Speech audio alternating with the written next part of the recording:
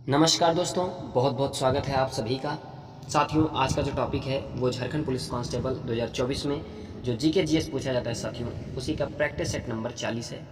दोस्तों, आप लोगों के लिए 39 प्रैक्टिस सेट ऑलरेडी प्रोवाइड करवाई जा चुकी है, तो आप लोग जाके वीडियो देख सकते हैं और अपनी तैयारी का अंदाज़ा भी लगा सकते हैं। साथियों, यह वीडियो झारखंड पुलिस कांस्टेबल 2024 वाले बच्चे भी तो देख ही सकते हैं, साथ ही साथ अन्य बच्चे भी देख सकते हैं जो अदर एग्ज़ाम की तैयारी भी कर रहे हैं, वो भी देख सकते हैं, क्योंकि जीके जीएस लगभग सारे एग्ज़ामों के लिए कंपलसरी है। ठीक है, तो वो सारे बच्चे देख सकते हैं जो किसी भी एग्ज़ाम की तैयारी कर रहे हैं। और यह वीडियो झारखंड पुलिस के लिए तो है ही है, क्योंकि इसमें झारखंड पुलिस कांस्टेबल के भी क्वेश्चन डाले गए हैं, झारखंड जीके स्पेशल डाले गए हैं। ठीक है, तो इसीलिए झारखंड वालों के लिए तो ये बेनिफिट है ही, साथ ही साथ वो अन्य बच्चे भी देख सकते हैं जो अदर एग्ज़ाम की तैयारी कर रहे हैं। ठीक है, तो आइए स्टार्ट करते हैं वीडियो को बिना देरी किए साथियों। पहला प्रश्न है, भारतीय संविधान का पहला संशोधन अधिनियम किस वर्ष लागू हुआ था?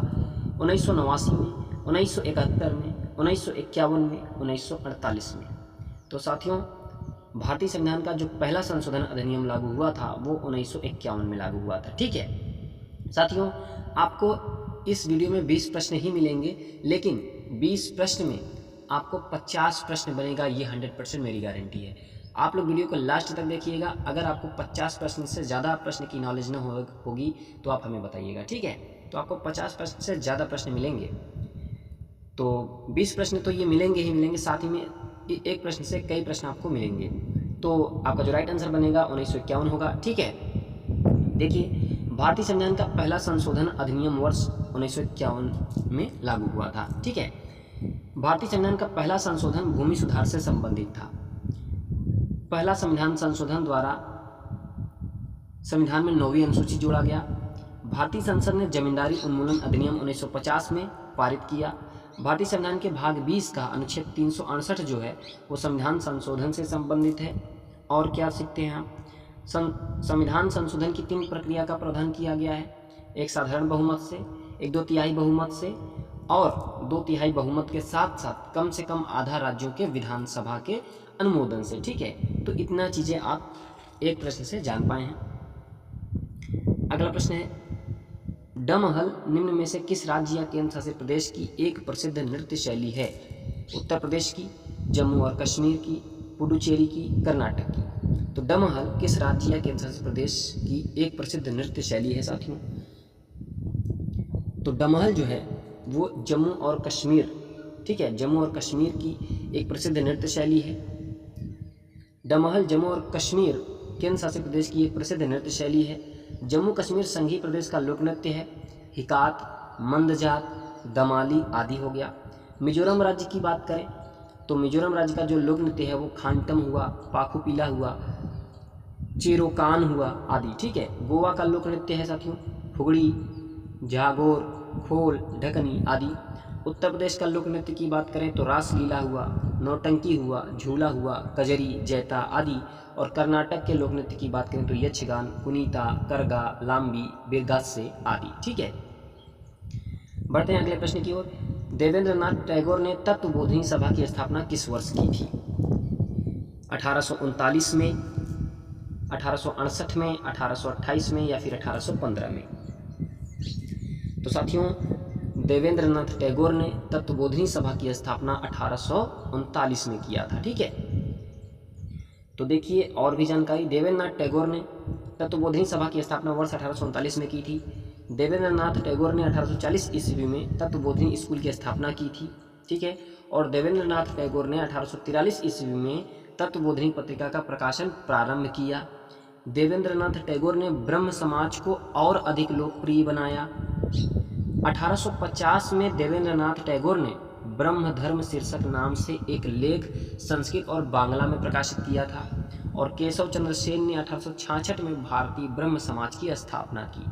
तो ठीक है, ये था आपका कुछ बेसिक नॉलेज। मद्रास या चेन्नई में भारतीय महिला संघ की स्थापना किस वर्ष हुई थी? 1927 में, 1951 में, 1948 में, 1917 में? तो किस वर्ष हुआ था साथियों भारतीय महिला संघ की स्थापना? तो साथियों 1917 आपका बिल्कुल राइट आंसर होगा। मद्रास चेन्नई में भारतीय महिला संघ की स्थापना वर्ष 1917 में हुई थी। भारतीय महिला संघ की स्थापना एनी बेसेंट ने किया था। ठीक है, एनी बेसेंट भारतीय राष्ट्रीय कांग्रेस की अध्यक्षता करने वाली पहली महिला हैं। एनी बेसेंट ने 1917 के कोलकाता कांग्रेस अधिवेशन की अध्यक्षता की और भारतीय महिला संघ की स्थापना मद्रास के अडयार में किया गया था। ठीक है, मद्रास के अडयार में किया गया था। इसकी स्थापना में एनी बेसेंट के अतिरिक्त मार्गरेट ई कजिन्स, एस अंबुजम्मल, कमला देवी चट्टोपाध्याय, मेरी पुनन ग्लूकोस, हसरत मोहानी, सरलाबाई नाइक आदि महत्वपूर्ण थे। ठीक है, अगला प्रश्न है साथियों, निम्नलिखित में से किस गांव का संबंध विनोबा भावे द्वारा शुरू किए गए भूदान आंदोलन से है? पोचमपल्ली, कुंभारी, होगनक्कल, आम्रपाली। तो साथियों, जो पोचमपल्ली गांव है इसका संबंध विनोबा भावे द्वारा शुरू किए गए भूदान आंदोलन से है। ठीक है, पोचमपल्ली गांव का संबंध विनोबा भावे द्वारा शुरू किए गए भूदान आंदोलन से है। विनोबा भावे ने आंध्र प्रदेश के वर्तमान तेलंगाना राज्य पोचमपल्ली गांव से 18 अप्रैल 1951 को भूदान आंदोलन प्रारंभ किया था। भूदान आंदोलन में 1956 तक 40 लाख एकड़ जमीन मिली, जिसे 2 लाख परिवारों में बांटा गया। ठीक है, और विनोबा भावे ने सर्वोदय समाज की स्थापना की। 1955 से ग्रामदान आंदोलन उड़ीसा से प्रारंभ किया गया था। ठीक है, अगला प्रश्न, निम्न में से कौन सी जायद की एक फसल है? चावल है, मटर है, खरबूजा है, गेहूं है। तो जायद की फसल है साथियों कौन सी? तो आपको फसल के बारे में लगभग तो जानकारी होनी चाहिए साथियों। भले ही आप कृषि न कर रहे हों, लेकिन जानकारी तो होनी चाहिए कि किस मौसम में कौन सा अन्न जो है बोया जाता है। कुछ तो नॉलेज होना चाहिए, और नहीं है तो इस वीडियो में आप सीख जाएंगे। तो साथियों, खरबूजा जो है वो आपका जायद की फसल है। खरबूजा जायद फसल है। जायद की फसल अप्रैल से जून के महीनों में उगाई जाती है साथियों। ठीक है, और जायद फसल रबी और खरीफ फसल के मध्य बोई जाती है। जायद फसल के अंतर्गत कद्दू, ककड़ी, तरबूज, खीरा आदि आता है। खरीफ फसल के अंतर्गत चावल हुआ आपका, मक्का हुआ, बाजरा हुआ, रागी हुआ, सोयाबीन, मूंगफली, कपास आदि आता है। ठीक है, जो इसमें खरीफ की फसल ही चल रही है। और रबी की फसल साथियों, रबी की फसल के अंतर्गत गेहूं हुआ, सरसों हुआ, दालें हुआ, जौ आदि आता है।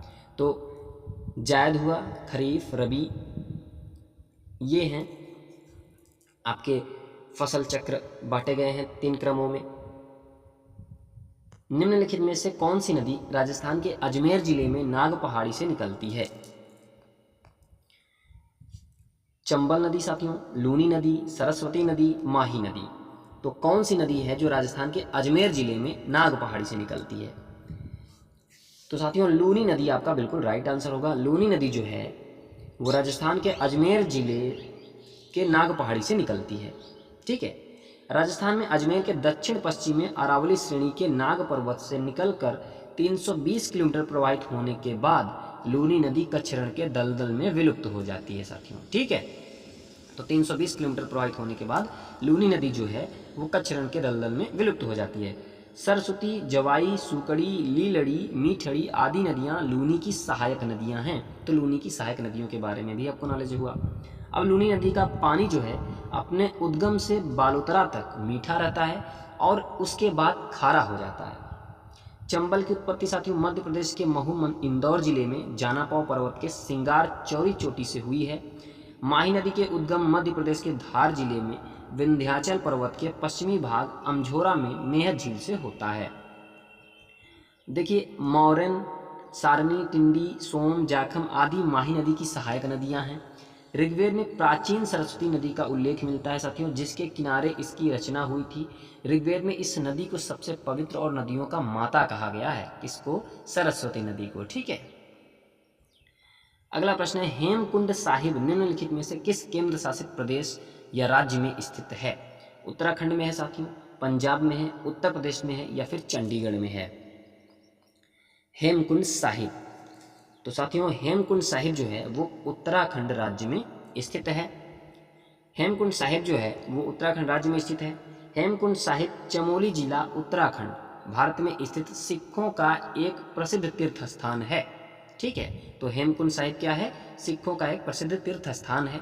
हेमकुंड साहिब 10वें सिख गुरु गोविंद सिंह को समर्पित है। गुरु गोविंद सिंह ने 1699 में खालसा की स्थापना की, ठीक है। और गुरु तेग बहादुर साहिब ने आनंदपुर नगर की स्थापना की। गुरुमुखी लिपि का जनक गुरु अंगद देव हैं। लंगर व्यवस्था की शुरुआत गुरु नानक ने किया। गुरु अंगद देव ने इसे अस्थाई बना दिया, ठीक है। पंजाब में अमृतसर में स्वर्ण मंदिर हरमिंदर का निर्माण 5वें गुरु अर्जुन देव ने किया, ठीक है। अगला प्रश्न है, निम्न में से किस नदी को आप मुख्य रूप से हड़प्पा सभ्यता से जोड़ेंगे? किस नदी को? सतलज नदी को, चिनाब नदी को, सिंधु नदी को, या फिर ब्यास नदी को? तो साथियों, कौन सी नदी है जिसे आप हड़प्पा सभ्यता से जोड़ेंगे? तो साथियों, सिंधु नदी जो है आपका बिल्कुल राइट आंसर होगा। सिंधु नदी को मुख्य रूप से हड़प्पा सभ्यता से जोड़ेंगे। हड़प्पा सभ्यता के प्रारंभिक स्थानों की खोज सिंधु नदी और उसके सहायक नदी घाटी क्षेत्र में होने के कारण इसे सिंधु सभ्यता भी कहते हैं। नदियों के किनारे बसे हड़प्पा कालीन नगर हैं, वो देखिए। साथियों, हड़प्पा जो है वो रावी नदी के किनारे है। मोहनजोदड़ो सिंधु नदी, चौंदड़ो सिंधु नदी, और रोपड़ जो है सतलज नदी के किनारे। कालीबंगा जो है वो घग्घर, लोथल भोगवा नदी, बनवाली रंगोई या सरस्वती नदी। सिंधु सभ्यता में ये मुख्य फसल थी, गेहूं और जौ, ठीक है। सिंधु सभ्यता के लोग जो है वो धरती को उर्वरा की देवी मानकर उसकी पूजा किया करते थे। सिंधु नदी तिब्बत माने चीन में मानसरोवर झील के समीप सानो ख्या वाब हिमनत से निकलती है, ठीक है। तो सानो ख्या वाब, ठीक है, सानो ख्या वाब हिमनत से निकलती है। एक ही पत्थर को काटकर बनाया गया स्मारक कैलाश मंदिर कहाँ स्थित है? साथियों, आंध्र प्रदेश, महाराष्ट्र, राजस्थान, मध्य प्रदेश। तो एक ही पत्थर को काटकर बनाया गया जो स्मारक है कैलाश मंदिर, यह साथियों महाराष्ट्र में स्थित है, ठीक है, महाराष्ट्र में स्थित है। एक ही पत्थर को काटकर बनाया गया स्मारक कैलाश मंदिर महाराष्ट्र में स्थित है। कैलाश मंदिर का निर्माण राष्ट्रकूट शासक कृष्ण प्रथम ने करवाया था, तो ये आपको जानकारी मिली। एलोरा का कैलाश मंदिर महाराष्ट्र के औरंगाबाद जिले में प्रसिद्ध एलोरा की गुफाओं में स्थित है। और साथियों, औरंगाबाद महाराष्ट्र में स्थित एलोरा की गुफाओं को 1983 में यूनेस्को के विश्व विरासत सूची में शामिल किया गया। एलोरा में कुल 34 गुफाएं हैं जो बौद्ध, जैन और हिंदू धर्म से संबंधित हैं। एलोरा में 17 हिंदू गुफाएं, 12 बौद्ध गुफाएं और 5 जैन गुफाएं निर्मित हैं।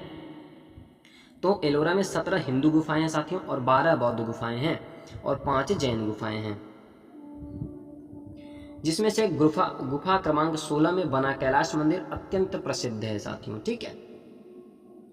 अगला प्रश्न है 2007-12 की अवधि से संबंधित थी। 9वीं पंचवर्षीय योजना, 10वीं पंचवर्षीय योजना, 11वीं पंचवर्षीय योजना या फिर 12वीं पंचवर्षीय योजना?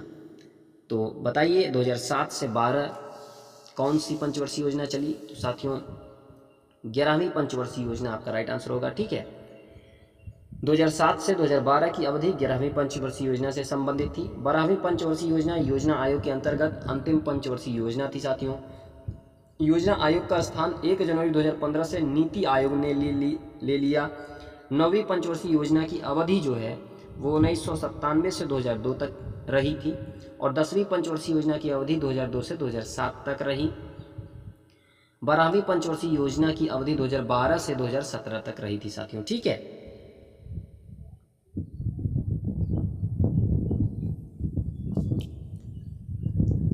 अगला प्रश्न, निम्न में से किस बांध को पंपा सागर भी कहा जाता है? टिहरी बांध को, तुंगभद्रा बांध को, सरदार सरोवर बांध को, हीराकुंड बांध को? तो किस बांध को पंपा सागर भी कहा जाता है साथियों? तो तुंगभद्रा जो बांध है साथियों, इसको पंपा सागर भी कहा जाता है। तुंगभद्रा बांध को पंपा सागर भी कहा जाता है। रामायण में तुंगभद्रा नदी को पंपा सरोवर कहा गया है। तुंगभद्रा बांध कर्नाटक राज्य में स्थित है। तुंगभद्रा बांध कृष्णा की सहायक नदी तुंगभद्रा पर बनाया गया है। टिहरी बांध जो है साथियों उत्तराखंड राज्य में भागीरथी नदी पर स्थित है। सरदार सरोवर बांध गुजरात के केवड़िया में नर्मदा नदी पर बना एक कंक्रीट गुरुत्व बांध है। हीराकुंड बांध साथियों उड़ीसा राज्य में महानदी पर स्थित है, ठीक है। तो हीराकुंड बांध उड़ीसा राज्य में महानदी पर स्थित है साथियों। और पंपा सागर जो बांध कहते हैं वो तुंगभद्रा बांध को कहते हैं। अगला प्रश्न, लोकसभा का सदस्य बनने के लिए न्यूनतम आयु कितनी है? 35 वर्ष है साथियों, 25 वर्ष है, 30 वर्ष है या फिर 20 वर्ष है? तो लोकसभा का सदस्य बनने के लिए जो न्यूनतम आयु साथियों वो है 25 वर्ष। 25 वर्ष की आयु पूरी होनी चाहिए। लोकसभा का सदस्य बनने के लिए न्यूनतम आयु 25 वर्ष है। राज्यसभा का सदस्य बनने के लिए जो 30 वर्ष की आयु होना चाहिए। लोकसभा को निचला सदन कहा जाता है और राज्यसभा को साथियों उच्च सदन कहा जाता है। ठीक है। अगला प्रश्न है, बिहार विधानसभा द्वारा पृथक झारखंड विषय पारित प्रस्ताव वापस लिया गया। अब आपको झारखंड से रिलेटेड क्वेश्चन मिलेंगे, तो बताइए साथियों क्या होगा आपका आंसर। तो बिहार विधानसभा द्वारा पृथक झारखंड विषयक पारित प्रस्ताव वापस लिया गया 21 सितंबर 1998 को, 23 सितंबर 1998 को, 25 सितंबर 1998 को या फिर 27 सितंबर 1998 को। तो साथियों 21 सितंबर 1998 को बिहार विधानसभा द्वारा पृथक झारखंड विषयक पारित प्रस्ताव वापस लिया गया था। ठीक है। अगला प्रश्न, all India Jharkhand student AJSU के प्रथम अध्यक्ष कौन थे? सूर्य सिंह बेसरा थे, प्रभाकर तिर्की थे, सुदेश महतो या इनमें से कोई नहीं? तो साथियों सूर्य सिंह बेसरा जो हैं वो ऑल इंडिया झारखंड स्टूडेंट माने आजसू के प्रथम अध्यक्ष थे। ठीक है। झारखंड मुक्ति मोर्चा के प्रथम अध्यक्ष कौन थे?